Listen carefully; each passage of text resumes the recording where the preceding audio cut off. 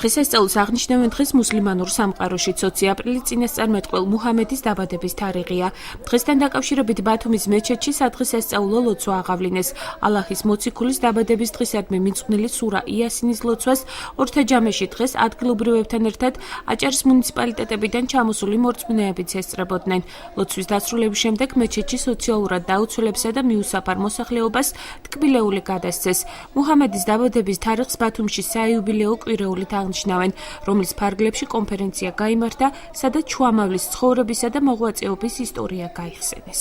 ეს არის წმინდა მუჰამედ შუამავლის დაბადების დღესთან მიძღვნილი კვირეული.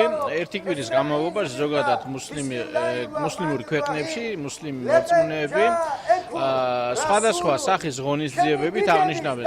ლოცვები ხდება მეჩეთებში, ტრადიციულად ხდება ქადაგებები მეჩეთებში, ასევე ტარდება კონფერენციები, სხვადასხვა სახის ღონისძიებები. ეს არის ერთმხრივ საზოგადოებას მივაწოდოთ სწორი ინფორმაცია ისლამის შესახებ, მეორე მხრივ არის ღვთისმსახურება. დავლოცოთ სრულიად საქართველო, ქართველი ერი.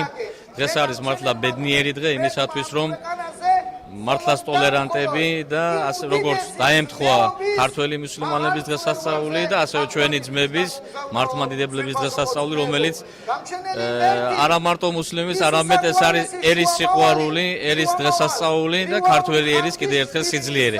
დალოცვილი ყოფილიყოს თითეული ქართველი საქართველოში მცხოვრები და ჩვენი ქვეყანა როგორც გამოირჩეოდა ყოველთვის კავკასიაში საუკეთესო ქვეყნად, ისეთი საუკეთესო ქვეყანა გვენახოს ყოველთვის.